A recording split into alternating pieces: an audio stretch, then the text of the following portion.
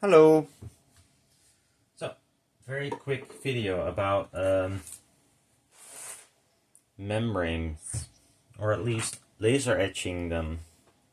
So, I got the famous 5 micron, the blue 9 micron on 12 micron aluminum laminate that many people know, finally working on the laser, and it looks pretty awesome. This one is scratched, by the way. I could have picked a better one.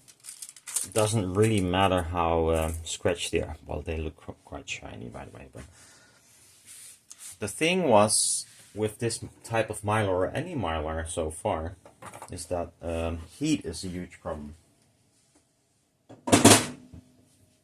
And normally you would, draw the outline of this coil, then have the thing you want to remove be filled by the program itself. And what I noticed earlier on is that low power, low pulse width and high frequency, as everyone suggested, or any information I could find about preserving a substrate while etching away a foil, those were the specs. Low pulse with high frequency, low power. That never worked for me. It just heated up more, if you ask me. So high power, or higher power at least, semi-low pulse width, and pretty low frequency were usually better for me. The only problem is that it goes fast. That's really nice, but then when you hit through the aluminium, you will hit the mylar as well, and usually that got fucked. So now what I did is I do not draw this distance between the coils anymore, or at least in this test. This is done in the lasering or etching program in Lightburn. So I make offsets of the original design that has no spacing in between the traces, so it's actually just a line between traces. And I'll add an offset of the beam width, and then I do that multiple times to create, for instance, a space that the laser has to go 7 times over, and then everything is gone.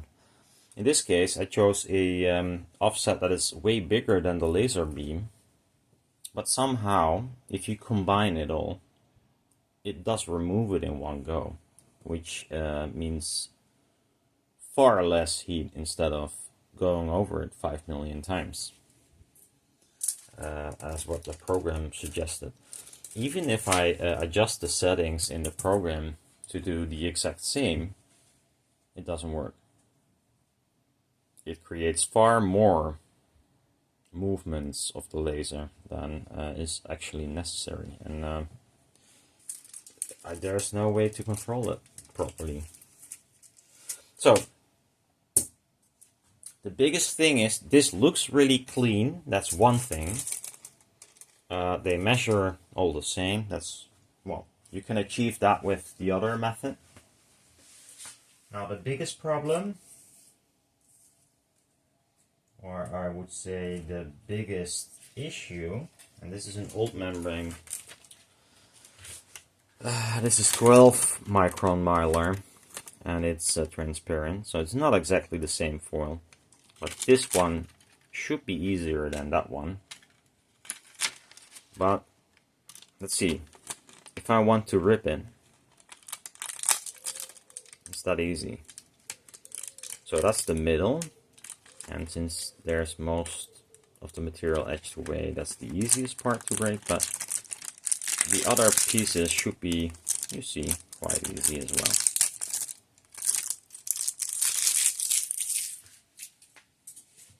In my case, I could still use it this way, but I wanted to have a proper foil.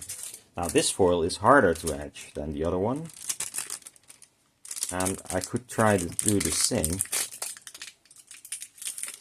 But as you can see, it's quite hard. Let's see if I can. No.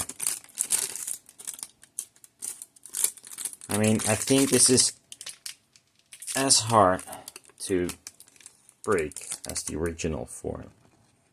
You can see I even stretched it sideways. I bet you, I mean, in the end you can break it as you can with the Mylar itself, but this kind of abuse, I'm sure if I put a nail in there maybe,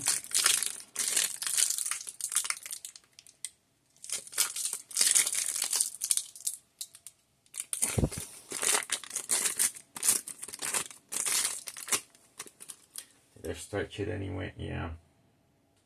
I did stretch it, but if I had a bigger foil I could break it, I think.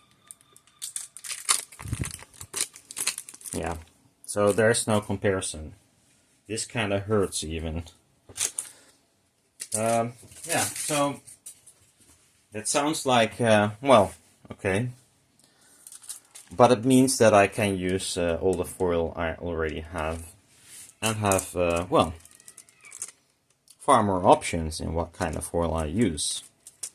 So this is 12 micron Mylar and 9 micron aluminium. The one I showed you that broke so easy was 12 micron Mylar and 12 micron aluminium. Now the 12 micron aluminium does not help in making it stronger, but it shows that the 12 micron Mylar underneath it was quite hurt a lot by heat, etc. And these are not at all, I think, because so far I'm not able to break one of those. But yeah, I'm pretty happy. See you later. I hope you enjoyed watching my bench.